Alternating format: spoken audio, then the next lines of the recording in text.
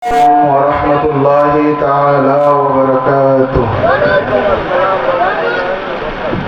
الحمد لله نحمده ونصلي ونسلم على رسوله النبي الأمين المكين الحنين الكريم الرؤوف الرحيم وعلى آله وأهل بيته طيبين والطاهرين والمعصومين الأجمعين،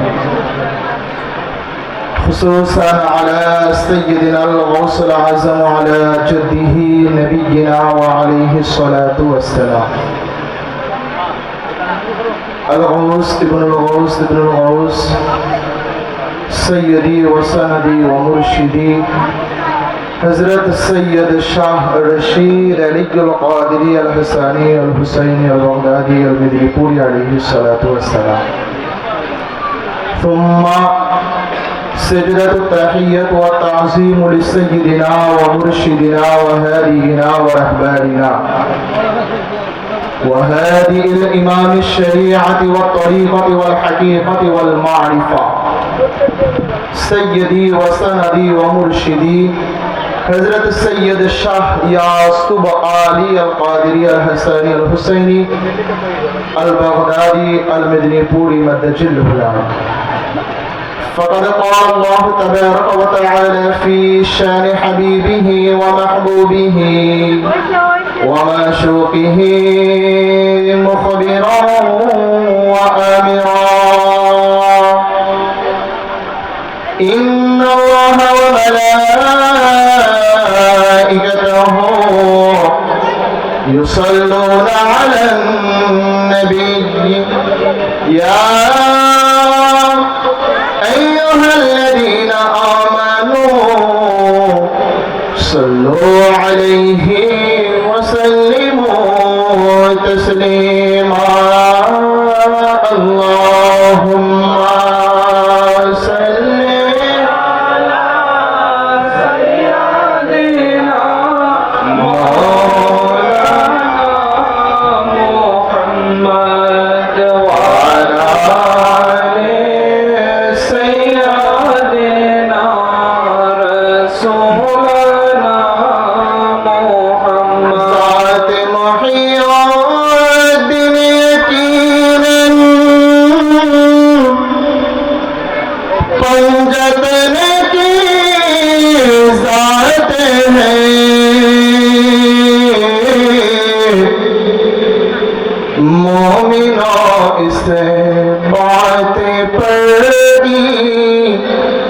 मान लाना चाहिए. अल्लाहुम्मा सल्ली अला सय्यिदना मौलाना मुहम्मद व अला आलि सय्यिदना मौलाना صلی وسلم وبارك عليه. আল্লাহ রাব্বুল আলামিনের দরবারে লক্ষ কোটি শুকরিয়া আদায় জানাই এই কারণে যে মালিক ও মাওলা আমাদের মতো গুনাহগারদেরকে নবীজির বংশধর, মাওলাই কায়নাত পাকের বংশধর, নবীজির নূর, আমাদের আকা মাওলা, আমাদের হাদি রাহবার বড় হুজুর পাক কাবা ও কেবলা, ছোট হুজুর পাক কাবা ও কেবলা এবং বর্তমান সজ্জাদ নশীন হুজুর পাক কাবা ও কেবলা, এনাদের কদম পাকের এই জায়গাতে আজকে আমাদের মতো গুনাহগারদেরকে আসার তৌফিক দান করলেন। মালিক ও মুখতারের দরবারে সবাই শুকরিয়া আদায় করে বলি আলহামদুলিল্লাহ। লক্ষ করে দুরূদ ও সালাম উম্মতের কান্ডারি নবী, দো জাহানের বাদশা নবী জনাব আহমদ মুজতাবা মুহাম্মদ মুস্তাফা সাল্লাল্লাহু তাআলা আলাইহি ওয়া সাল্লামের কদম পাকে এবং লক্ষ কোটি ভক্তিপূর্ণ সিজদায়ে তাওহীদ জানাই আমাদের আকা, আমাদের মাওলা, আমাদের মতো গুনাহগার মুরিদদের তারানে ওয়ালা পীর ও মুর্শিদ বড় হুজুর পাক কাবা ও কিবলা, ছোট হুজুর পাক কাবা ও কিবলা এবং বর্তমান সাজ্জাদ নশীন হুজুর পাক কাবা ও কিবলার কদম পাকে। বৈরী আবহাওয়ার মধ্যেও আজকে আমরা এখানে হাজির। কেন এটা প্রোগ্রাম, এটা আমরা সবাই প্রায় অবগত আছি। আমরা জানার গোলামি করি। আমাদের হুজুর পাকরা কিসের তৈরি? কথা বললেন না। কিসের তৈরি? নূরের তৈরি। আমরা নূরের তৈরি যারা, তানাদের হাতে আমরা হাত দিয়েছি, ঠিক না? আর তানার কদম পাক এই খাসামিনপুরের জমিনে লেগেছে। নবীজির 3টা নূর, একটা দুইটা নয়, তিনটা নূর পাক এই খাসামিনপুরের জমিনে তানারা কদম পাক রেখেছেন। তো এই নূরের সাথে যারা থাকেন, একটা কথা আছে, সোহবাত সবচাইতে একটা বড় জিনিস, তথা সংস্পর্শ বলা হয়। তো আমাদের হুজুর পাকদের সাথে, বড় মালিক পাকের সাথেও যিনি সফর সঙ্গী বা জানার সম্পর্ক ছিল অন্যরকম, বর্তমান 2 হযরত পাকের সাথেও সম্পর্ক জানার একেবারে গভীরতম থেকে আরো গভীর। তিনি হলেন আমাদের প্রাণপ্রিয় উস্তাদ, যে আমাদের সবার প্রিয় মুখ মাওলানা জনাব আলহাজ মাওলানা মোহাম্মদ ওয়ালিউল্লাহ কাদরি সাহেব। তিনি আমাদের মাঝে এসেছেন। তার জবান থেকে আমরা আমাদের আত্মার খোরাক মিটাবো। তার আলোচনা শুনে আমরা কি করব? আত্মার খোরাক মিটাবো। কারণ একে তো ইনি জবরদস্ত একজন আলেম, দ্বিতীয়ত ইনি হুজুর পাকের সোহবাতে থাকেন, সবচেয়ে বড় বিষয়।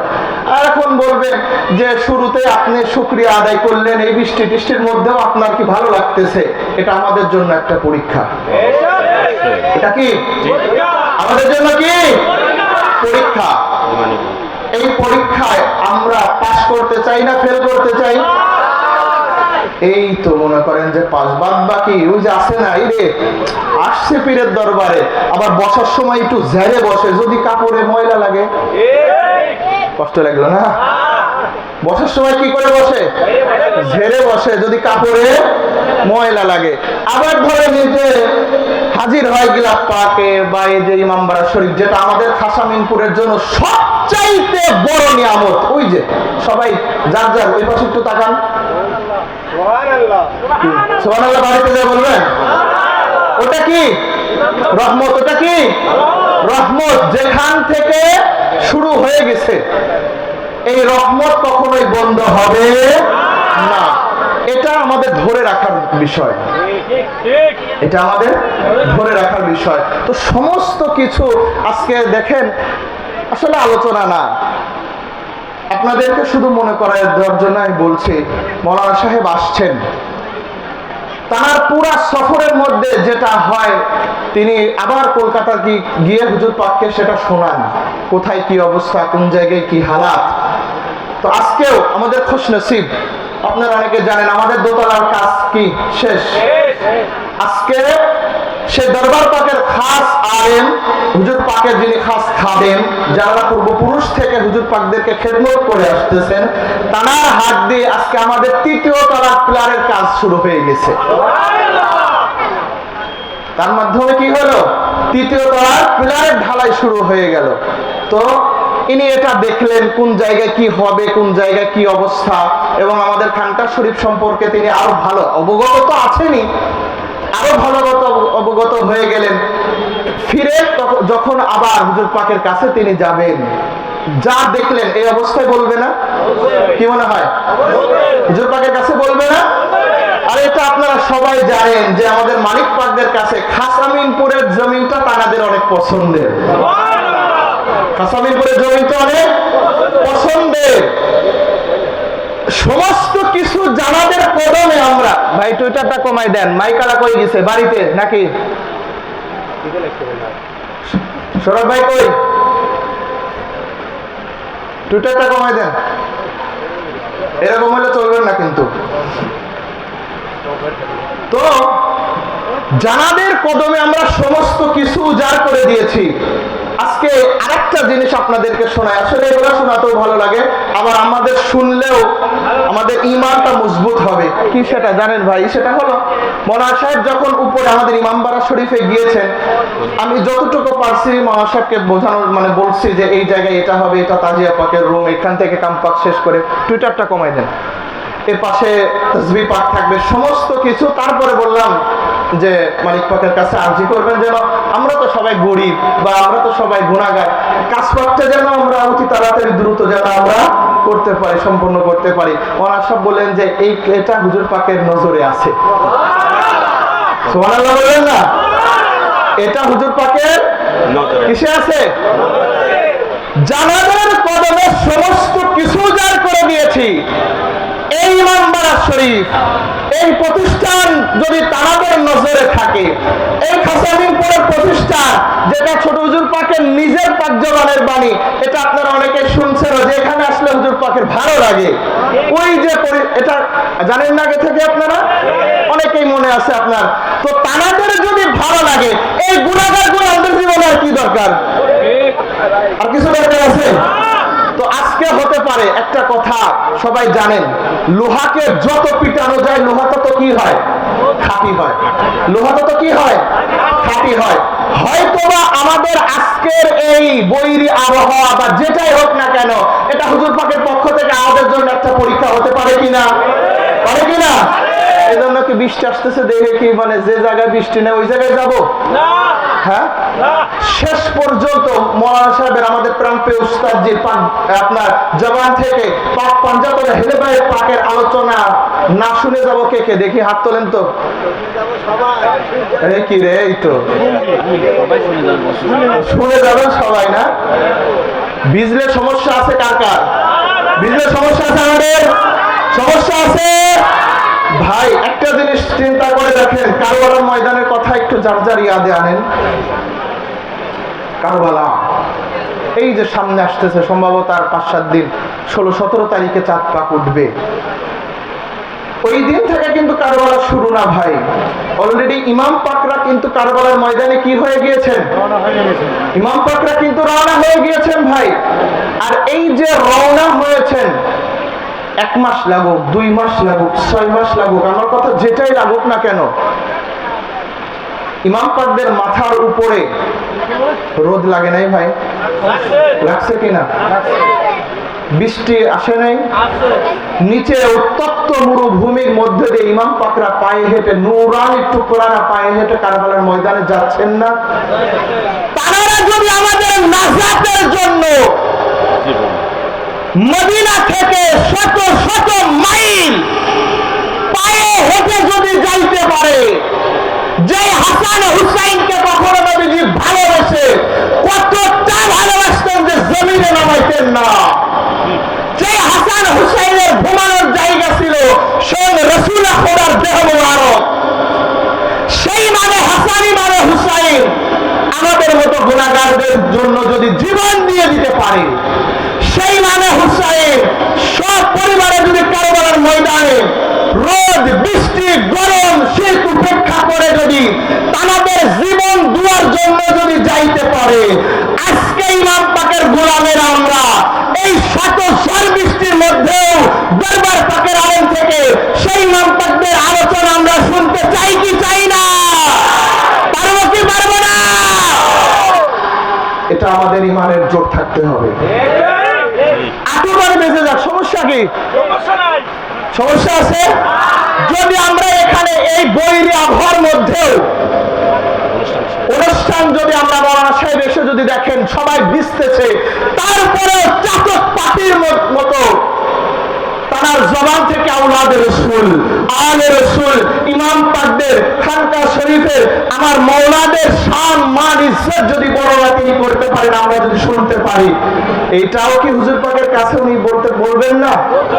কি মনে হয় আপনাদের? বলবেন না? যে মালিক গিয়েছিলাম খাসামিনপুরে, ঝড় বৃষ্টি, নিচ থেকে পানি উঠেছে, উপর থেকে পানি পড়েছে, তারপরেও আপনার গোলামের মালিক ওই খাসামিনপুরের জায়গা থেকে এক চুল নড়ে নাই। এটা আমাদের জন্য কি খুশনসিব হবে না? আমাদের জন্য কি হবে? খুশনসিব হবে। এই জন্য আর বৃষ্টিটা কি আল্লাহর কি? কিন্তু আমরা আবার একটু বেশি বুঝনে আলা বাঙালি তো কি জানেন, ধরেন এই যে আসছি খানকা শরীফে, আল্লাহর কাছে বলে আল্লাহ আমাদের উপর রহমত নাযিল করো, বলি কি বলি না? পাক পাঞ্জাতন পাক আহলে বাইত পাকের সাদাকায় আমাদের উপর কি নাযিল করো? রহমত নাযিল করো। এই বৃষ্টিটা কি? এই যে গত বছরই সম্ভবত না ভাই, ওই যে বৃষ্টির জন্য নামাজ পড়লো বড় বড় কাঠমুল্লারা, হ্যাঁ মেলা বড় বড় টুপি আলখাল্লা জুব্বা কুব্বা পরে নামাজ পড়ছে না? কিন্তু দেখছেন সব পাবলিক রে মানে রোডের মধ্যে দাঁড় করায় মুফতি হুজুরের মাথার উপরে ছাতি, মানে সে কষ্ট করে মানে নামাজ পড়াবে না, সে যখন মোনাজাত ধরছে তার মাথার উপরে BMW কি, তো তার দোয়া আল্লাহ কি করবে বলেন?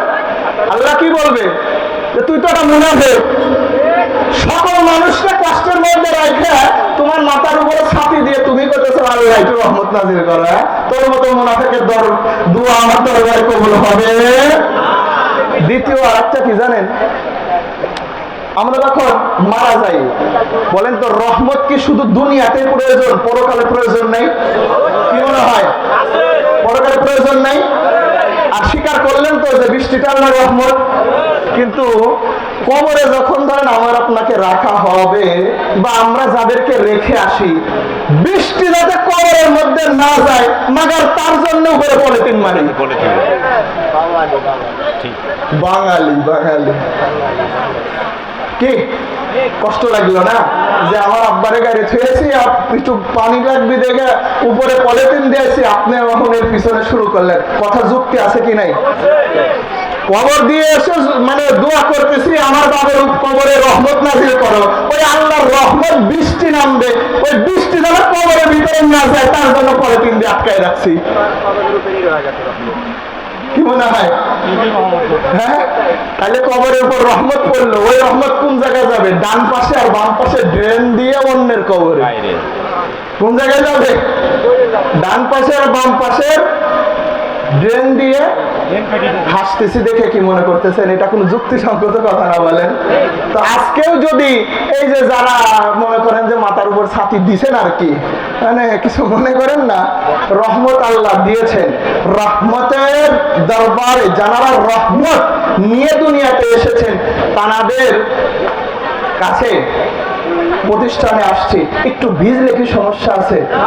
ভিজলে সমস্যা আছে নয়, কয়টা টাকাই নাই ভিজবি না, মোবাইলটাই ভিজবি, তাই ছাড়া কি হবে? আর জামা কাপড় মরলে মনে হয় আয়রন করে দা পড়াবে আমাদের, এই কথা কয় না? যখন মারা যাবেন, আমি আপনি মারা যাব, আছে পাক পাঞ্জাতন আহলে বাইত পাক ছাড়া কেউ আছে নাজাতের তৈরি আছে? যারা চুপ করে আছেন আপনাদের কি কোনো বাবা টাবা আছে নাকি? পাক পাঞ্জাতন পাক ছাড়া আমাদের আহলে বাইত পাক আওলাদে রাসূল ছাড়া কোনো তালা বাবা শিকল বাবা সালি বাবা আছে? আছে? তাইলে যে চুপচাপ মানে ঝড় হোক বৃষ্টি হোক, আজকে ইনশাআল্লাহ এখানে আলোচনা হবে, মালিক যদি দয়া করেন।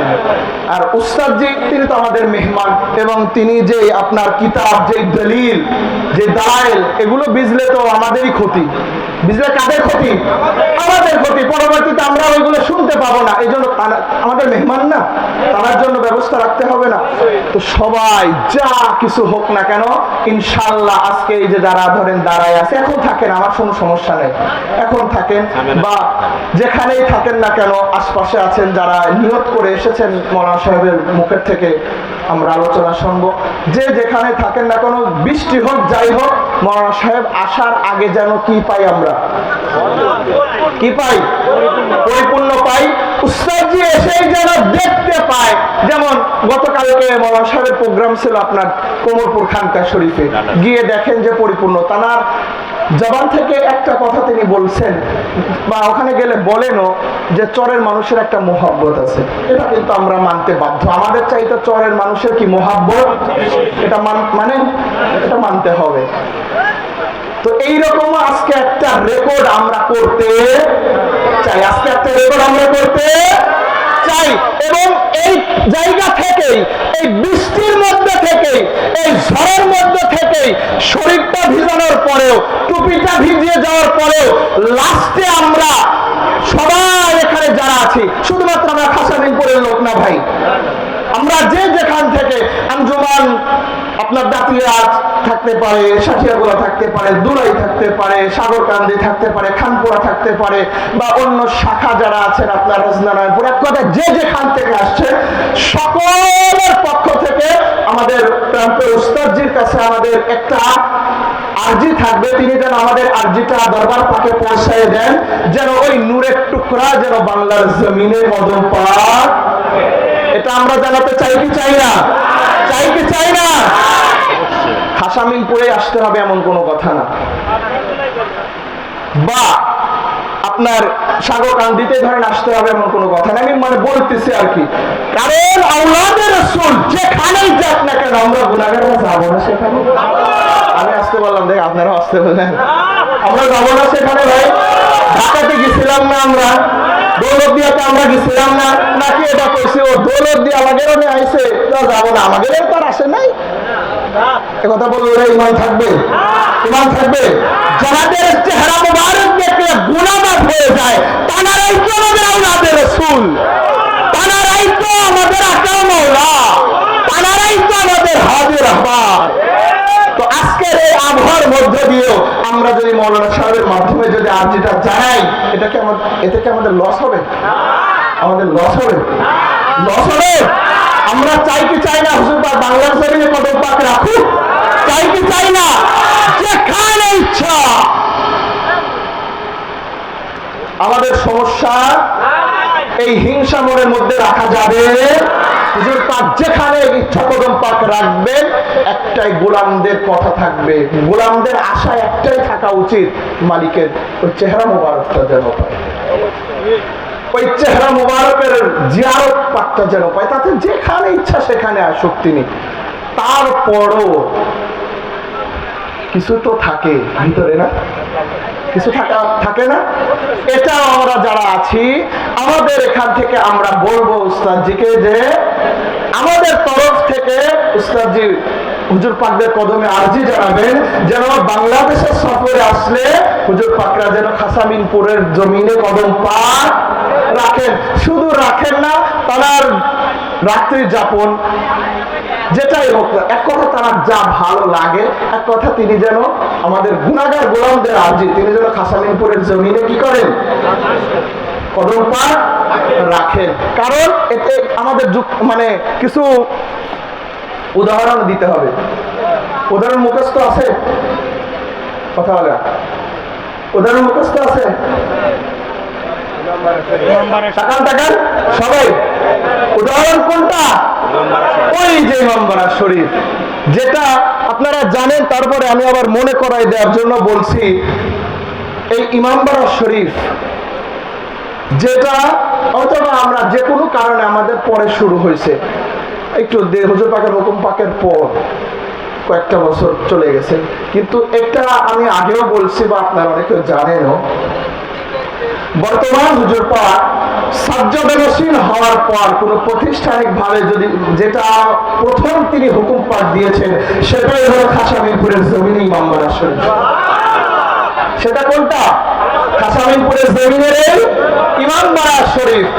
এবং এত দ্রুত দেখেন, অনেক আপনারাও এখানে আছেন, ইমাম পাকের অনেক গোলামেরা আছে, টাকা দিয়ে হোক, পয়সা দিয়ে হোক, শ্রম দিয়ে হোক, যে কথা দিয়ে, বুদ্ধি দিয়ে, যে যেভাবে পারতেছে কি করতেছে, এখানে কি করতেছে বলেন? এই এখন এটা আমি এখন বলেন তো কি করতেছে? দাঁড়ান, হ্যাঁ, সহযোগিতা পাইছি, শ্রম পাইছি। আর এক দল কি করতেছে? আচ্ছা, একজন বলছেন গোলামি করতেছে, আর এক দল হ্যাঁ কটূক্তি করতেছে। আচ্ছা, তারপর আর আরেক দল আর মানে পাচ্ছেন না, না বুঝে সারে পারতেছেন না। না এটা ধরেন এই যে হুজুর পাকদের প্রতিষ্ঠান, এগুলো কি সবাই মিলে আপনারা সবাই মিলে করতেছি না? যে যেখানকার প্রতিষ্ঠানই হোক, সকল গোলামরা মিলেই তো এগুলো করে না। তো যেখানে আপনার প্রতিষ্ঠানগুলো হচ্ছে, এটা আমাদের হলো গোলামি, এটা আমাদের কি? এবং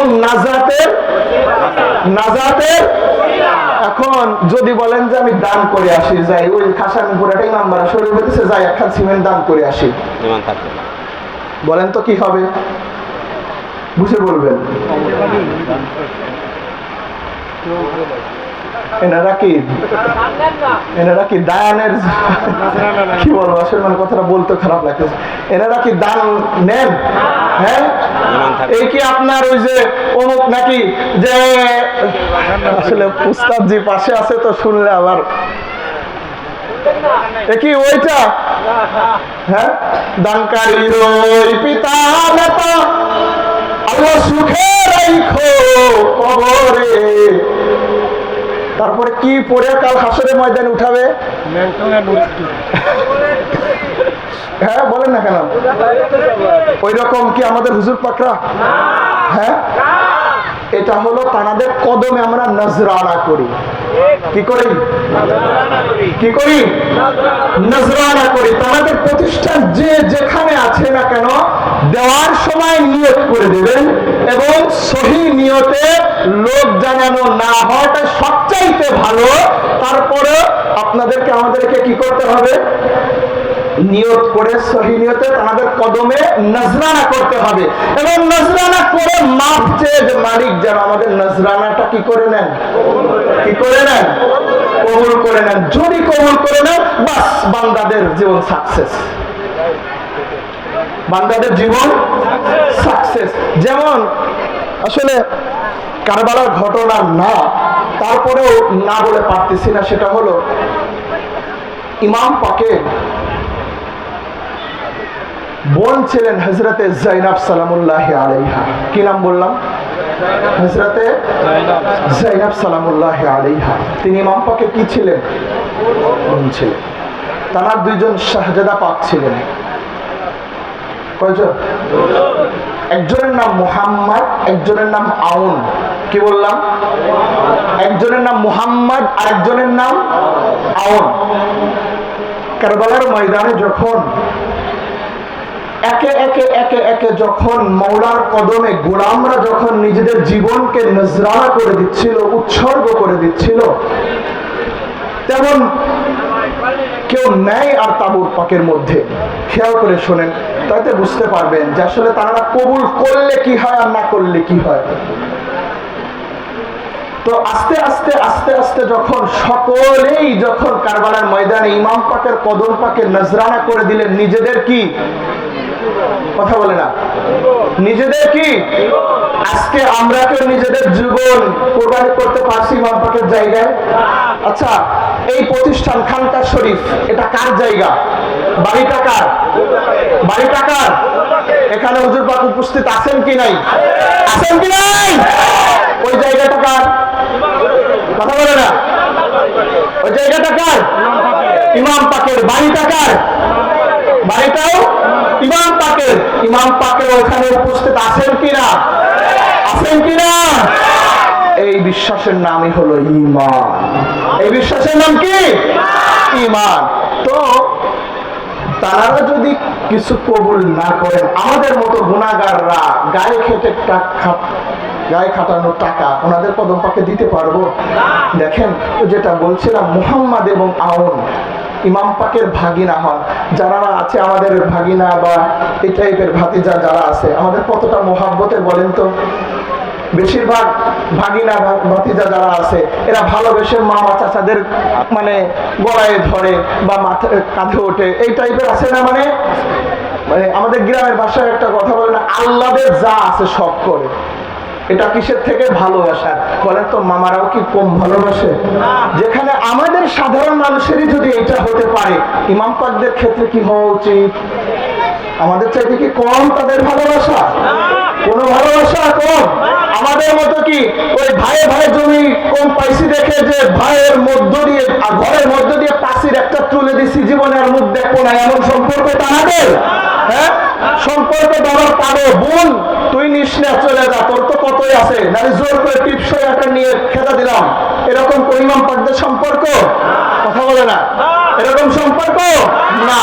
তো ইমাম পাক যখন আস্তে আস্তে অনেকেই যখন কারবালার ময়দানে ইমাম পাকের কদম পাকে নিজেদের জীবনকে যখন উৎসর্গ করে দিয়েছেন, নজরানা করে দিয়েছেন, হঠাৎ হযরত মা যায়েনব সালামুল্লাহ আলাইহা তিনি ইমাম পাকের কদমে এসে হাজির, এসে বলছেন মাওলা। কি বলছেন? মাওলা। কিন্তু হয় কি? কথা বলেন না, কি হয়? ভাই। ভাই হওয়ার সত্ত্বেও অন্য আছেন যারা ভাগিনা আছেন তাদের মামা হওয়া সত্ত্বেও, অন্য যারা আছেন ভাতিজা হন, চাচা ভাতিজার সম্পর্ক থাকা সত্ত্বেও, বাবা সন্তানের সম্পর্ক থাকার পরেও ইমাম পাককে আহ্বান করতেন তারা মাওলা হিসাবে। কি হিসাবে? যখন ইমাম পাককে তারা ডাকতেন মাওলা ছাড়া কখনো ইমাম পাককে তারা কখনোই ডাকতেন না, কখনোই না। তো তখন হযরত মা যায়েনব সালামুল্লাহ আলাইহা তিনি এসে ইমাম পাককে বলতেছেন যে মাওলা, আমি তো মেয়ে মানুষ, আমি মহিলা, আমি তো কখনোই পারবো না কারবালার ময়দানে আপনার হয়ে তরবারি ধরতে, কারণ আমরা আওলাদে রাসূল, আমাদের পর্দার ব্যাপার আছে। কিন্তু মাওলা, আমার দেওয়ার মতো তো আপনার কদম পাকে কোনো কিছুই নাই, আপনার কদম পাকে যে আমি কিছু নজরানা করবো এরকম তো কোনো কিছুই নাই মাওলা। কিন্তু আমার ছোট্ট একটা নজরানা আছে, আপনি আমার এই নজরানাটা কবুল করে নেন। তখন ইমাম পাক বলছেন, বোন যায়েনব, কি এমন কথা বললে তুমি? কি? তখন হযরত মা যায়েনব সালামুল্লাহ আলাইহা বলছেন যে মাওলা, আমার দুটি সন্তানকে আমি আপনার কদমে মাওলা কুরবানি করতে চাই। আমার দুটি সন্তান মুহাম্মদ এবং আয়নকে মাওলা আপনার কদমে আপনি কবুল করে নেন, আপনার কদম পাকে আমি নজরানা করে দিতে চাই। তখন মাওলানা হুসাইন বলতেছে, বোন কখনোই সম্ভব না, কখনোই সম্ভব না, কারণ এরা আমার সাথে এসেছিল সফর সঙ্গী হিসাবে, আমার সাথে এরা সফর সঙ্গী, মামার সাথে যাচ্ছি, আমরা সফরের জন্য দাওয়াতি মেহমান হিসাবে যাচ্ছি, কিভাবে আমি তাদেরকে যুদ্ধের ময়দানে যাওয়ার অনুমতি দেই? আর যারাকে আমি এ পর্যন্ত অনুমতি দিয়েছি কেউ ফিরে এসে আমাকে আর দেখা করে নাই, আমার সাথে আর কথা বলে নাই, সবাই কারবালার ময়দানে শাহাদাতের পিয়ালা পান করে নিয়েছেন। তো বোন, এই দুই শাহজাদাকে আমি যুদ্ধের ময়দানে পাঠাতে পারবো না, কারণ এনারা শুধুমাত্র আমার ভালোবাসার ব্যক্তি না, এনারা তোমারও ভালোবাসার ব্যক্তি। আর এনাদের যিনি আব্বাজান আছেন হযরত জাফর তাইয়ার, এনার ভালোবাসার ব্যক্তি, সকলের ভালোবাসার ব্যক্তিকে আমি কিভাবে সিদ্ধান্ত দিয়ে কারবালার ময়দানে আমি কিভাবে পাঠাই? তখন মা যায়েনব সালামুল্লাহ আলাইহা তিনি বলছিলেন ইমাম পাককে, মাওলা, আমার নজরানাটা অতি ক্ষুদ্র দেখে আপনি আমার নজরানাটাকে কবুল করে দিলেন না আপনার কদম পাকে।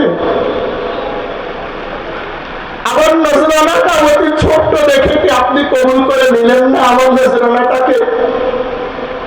আমি কি কিছুই করতে পারবো না আপনার জন্য? যদি আমি কিছু করতে না পারি তাহলে কাল কিয়ামতের ময়দানে আব্বা জাহান মওলা আলীকে আমি কি জবাব দেব? আম্মা জান খাতুনের জান্নাত পাককে আমি কি জবাবটা দেব? মওলা, আমার এই ছোট্ট নজরানাটাকে আপনি কবুল করে নেন। এইভাবে যখন অনেক বিনয়ের সাথে যখন ইমাম পাককে বলছিলেন, তখন ইমাম পাক তানাদেরকে তানার কদম পাকে নজরানার জন্য তিনি কবুল করে নিলেন। হযরত মা যায়েনব সালামুল্লাহ আলাইহা তিনি তানার দুই শাহজাদা পাককে মুহাম্মদ এবং আওনকে অতি সুন্দরভাবে সাজিয়ে গুজিয়ে দিলেন। ইমাম পাকও আখেরি বিদায় দিয়ে ইমাম পাক বিদায় জানালেন কারবালার ময়দানে। তিনি তারা গেলেন ইমাম পাকের কদম পাকে নিজেদের তাজা প্রাণকে ইমাম পাকের কদম পাকে নজরানা করে দিলেন। যখন ওই জায়গা থেকে তারা যখন হায়াতে ছিলেন, সামনাসামনি যখন ইমাম পাককে মওলা হিসাবে যেমনি ভাবেই তারা আহ্বান করতেন, কারবালার ময়দানে যারা শাহাদাত বরণ করেছেন, যে কোনো ঘটনা আপনি জানার ঘটনা আপনার পড়ার ভালো লাগে, মনের কাছে ভালো লাগবে, আপনি তারটাই পড়েন, কোনো সমস্যা নেই। কিন্তু প্রত্যেকেরই শাহাদাতের পূর্বের একটাই কথা আছে, প্রত্যেকেই শাহাদাতের পূর্বে কারবালার ময়দান থেকে, ওই জায়গা থেকে মাওলা বলে আবার ইমাম পাককে সম্বোধন করে তাদের জীবনকে ইমাম পাকের কদম পাকে নজরানা করে দিয়েছেন। প্রত্যেকেই ইমাম পাকের কদম পাকে নজরানা হয়ে যাচ্ছে, কুরবানি হয়ে যাচ্ছেন। তার পূর্বেই তারা কি বলে সম্বোধন করেছেন? কি বলে বলেন? কি বলে? মওলা বলে। আল্লাহুম্মা সাল্লি আলা সাইয়্যিদিনা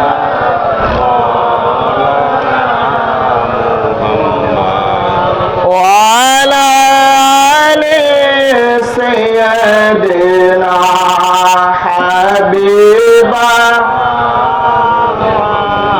তো যেটা বলছিলাম সেটা হলো, ইমাম পাকের কদম পাকে যখন কুরবানি হয়ে গেলেন, ইমাম পাক তখন দুই শাহজাদা পাককে নিয়ে এসে বোন জায়নাবকে বললেন, বোন জায়নাব, এই নাও তোমার উপহার, এটাই হলো তোমার দুই শাহজাদা, তোমার এই নজরানা কবুল হয়ে গিয়েছে। সুবহানাল্লাহ বলেন না? তোমার এই নজরানা কি হয়ে গিয়েছে? কবুল হয়ে গিয়েছে। তখন আত্মার শান্তি, সন্তান কুরবানি হয়ে গিয়েছে সেই আফসোস নাই, ইমাম পাকের কদম পাকে কবুল হয়ে গিয়েছে সেটাই ইমাম পাকের কাছে। ইমাম পাক মা যায়েনাব সালামুল্লাহি আলাইহার কাছে বললেন, মা যায়েনাব সালামুল্লাহি আলাইহা তিনি খুশি হয়ে গেলেন। তো শেষ কথাটা হলো, ইমাম পাক যদি কবুল না করেন ভাই, কোটি কোটি টাকা থাকতে পারে, একটা টাকাও তাদের প্রতিষ্ঠানে দেওয়া সম্ভব। আর যদি ইমাম পাক কবুল করেন, কাপড় বোনানো টাকা থাকতে পারে, মাঠে কাজ করা টাকা থাকতে পারে, দোকানদারি করা টাকা থাকতে পারে, ভ্যান চালানো টাকা থাকতে পারে, বাজার করার মতো টাকা নাও থাকতে পারে, কিন্তু তার পরে ইমাম পাক যদি কবুল করে নেন, কোন না কোনো মাধ্যমে এসে গোপনে হলেও 1 টাকা হলেও কি করে যায়, দিয়ে যাবে। এটাই হলো কবুলের। আর ইমাম পাক যদি কবুল করে নেন, আমাদের এই গোলামিটাকে, নাজাতের আর কোনো টেনশন আছে? কথা বলেন আছে? তো সেই ইমাম পাকের প্রতিষ্ঠান হচ্ছে আমাদের খাসামিনপুরের জমিনে আমাদের হুজুর পাকের পাক জবানের হুকুম পাক।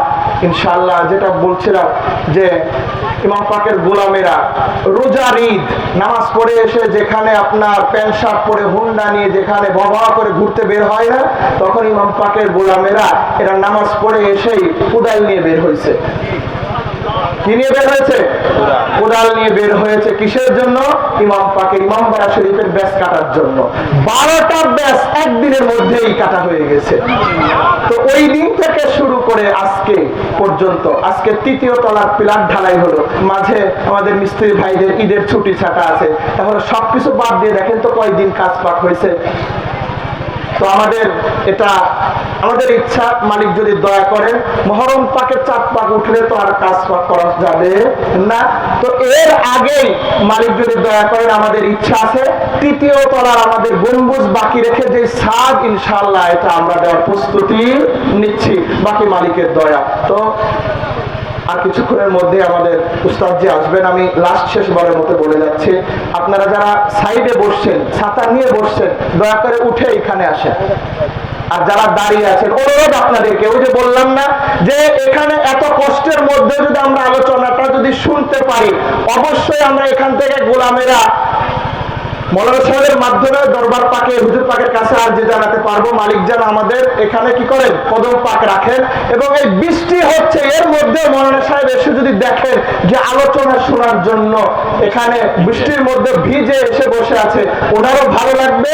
আশা করি এই ঘটনাটা উনি গিয়েও কি করবেন, হুজুর পাকের কাছে বলতে পারেন যে এত বৃষ্টি, নিচ থেকে পানি উঠছে, উপর থেকে পানি পড়ছে, তারপরেও আপনাদের গোলামি, আপনাদের আলোচনা শোনার জন্য এরা কেউ উঠে যায় নাই। আপনারা কি চলে যাবেন? কথা বলে চলে যাবেন? তাহলে আমি এখন গিয়ে উস্তাদজিকে কি আশ্বাস দিতে পারি? অবশ্যই। কথা বলেন, দিতে পারি? আমরা কেউ যাব না। একটা দিন ভিজলে কি হবে, নয় 2 ঘন্টা নয় 3 ঘন্টা ভিজবো, কি হবে? কতটা ফুটবল খেলে যার 2 ঘন্টা ভিজি, নয় জ্বর নয় আসলোই, তাতে কি হয়েছে? যারা দাঁড়িয়ে আছেন কষ্ট করে সবাই, এই যে ওই পাশে যারা আছেন এদিকে বসেন, যারা আছেন বাহিরে ঘোরাফেরা করছেন সবাই আসেন। আসসালামু আলাইকুম ওয়া রাহমাতুল্লাহ।